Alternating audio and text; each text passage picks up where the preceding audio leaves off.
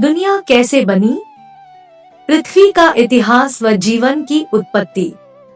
द्वीप बन गई। इस तरह लगभग 40 करोड़ साल पहले पृथ्वी के पहले सुपरकॉन्टिनेंट रोडिनिया का निर्माण हुआ था।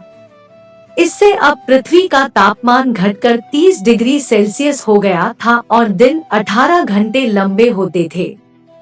उस समय पृथ्वी की स्थिति वर्तमान मंगल, मार्स जैसी ही थी। लगभग 7.50 करोड़ वर्ष पूर्व पृथ्वी के नीचे पिघले हुए लावा से उत्पन्न ऊष्मा बाहर निकली, जिसने पृथ्वी को 2 भागों में विभाजित कर दिया। इसके 2 टुकड़ों में बंटने के कारण पृथ्वी की सतह कमजोर हो गई थी और यह 2 भागों में बंट गई थी, जिससे साइबेरिया और गोंडवाना नाम के 2 महाद्वीप बन गए। पृथ्वी को बर्फ के गोले में बदलने की प्रक्रिया।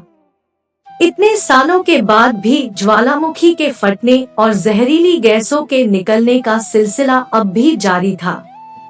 जहरीली गैसों में कार्बन डाइऑक्साइड सूर्य से निकलने वाली किरणों को अवशोषित करने लगी और इससे पृथ्वी का तापमान बढ़ने लगा। बढ़ते तापमान के कारण समुद्र में गर्मी पैदा होने लगी और समुद्र का पानी भाप बनकर बादलों का रूप लेने लगा। साथ ही कार्बन डाइऑक्साइड गैस के कारण अम्लीय वर्षा, एसिड रेन होने लगी। कार्बन डाइऑक्साइड के साथ वर्षा के कारण यह गैस चट्टानों और पत्थरों द्वारा अवशोषित हो गई और कुछ हजार वर्षों के बाद पृथ्वी का तापमान घटकर 0 से -50 डिग्री कम हो गया। इससे धरती बर्फ के गोले में तब्दील हो गई। धरती पर पानी कैसे आया? ज्वालामुखी फटने की प्रक्रिया अभी भी चल रही थी, लेकिन बर्फ की अधिकता के कारण ज्वालामुखी से निकलने वाली गर्मी बर्फ को पिघला नहीं पा रही थी और इसके अलावा कोई अन्य स्रोत नहीं था जो जहरीली गैस कार्बन डाइऑक्साइड को अवशोषित कर सके। सभी चट्टानें और पत्थर बर्फ के नीचे दबे थे। कुछ समय बाद कार्बन डाइऑक्साइड गैस के बल ने सूर्य की गर्मी को अवशोषित करना शुरू कर दिया, जिससे बर्फ पिघलने लगी। इसके बाद पृथ्वी पर दिन 22 घंटे के हो गए। पृथ्वी पर जीवन की शुरुआत कब और कैसे हुई? पृथ्वी पर जीवन कैसे आया?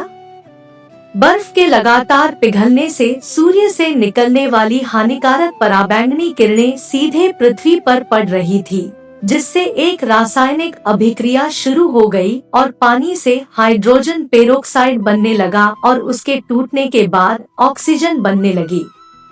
जब ऑक्सीजन गैस धरती से 50 किलोमीटर ऊपर उठी तो वहां रासायनिक प्रतिक्रिया शुरू हो गई, जहां ओजोन नाम की एक परत बनी, जिसने सूर्य से आने वाली पराबैंगनी किरणों को सीधे धरती पर आने से रोकने का काम किया।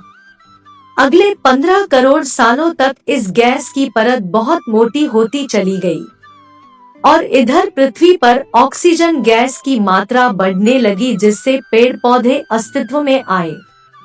दोस्तों, इसी प्रकार की वीडियो देखने के लिए हमारे चैनल को सब्सक्राइब करें और वीडियो को लाइक करें और कमेंट में लिखकर बता दें कि आप वीडियो कहां से देख रहे हैं, जिससे कि हमें भी पता चल सके कि हमारी वीडियो कहां तक पहुंच रही है।